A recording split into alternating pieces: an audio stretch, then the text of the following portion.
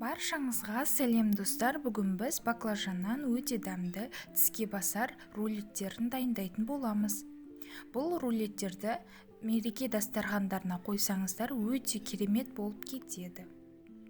Ең алдымен жуылған баклажандарымызды алып, басын және аяғын кесіп тастаймыз да, ұзыннан етіп тураймыз. Бірінші қабатын турағанда бірінші қабатын алып тастаймыз, өйткені қабығы қалың.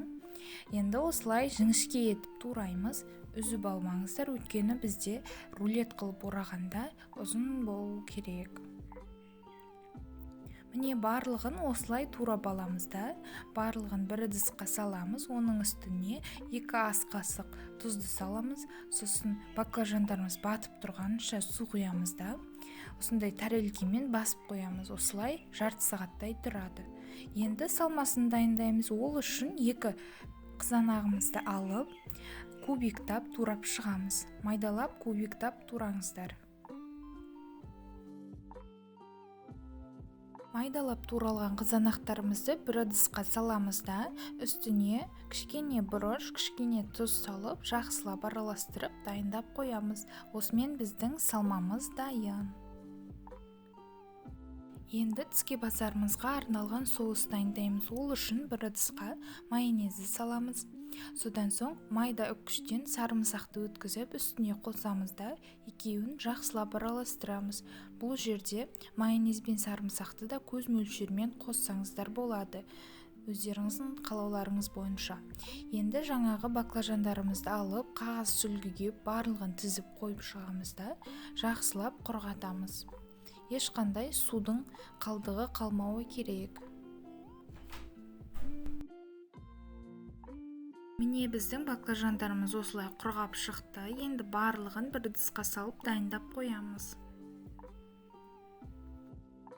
Мен бүгін баклажандарды жұмыртқаға аунатып қуырамын. Сол себептен 2 жұмыртқаға тұз салып жақсылап араластырамыз. Негізі баклажандарды жұмыртқаға аунатпай-ақ қуыра берсеңіздер де болады. Негізінде жұмыртқаға аунатылған баклажандар өте дәмді болады, әрі тез пісетін болады. Енді баклажандарымызды алып, ұнға аунатамыз.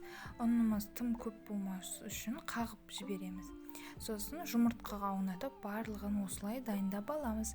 Енді орташа отқа табамызды қойып, тым көп емес, орташа май құямыз да, жаңағы дайындап қойған баклажандарымыздың барлығын қуырып аламыз. 2 жағы қызарғанша қуырамыз.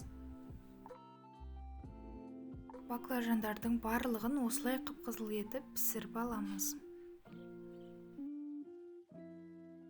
Енді рулетімізді жинайтын боламыз. Ол үшін қуырылған баклажанның үстіне жаңағы дайындаған соусымызды жұқалап жағып шығамыз да, сосын майдалап туралған қызанағымызды салып, әдемілеп орап шығамыз.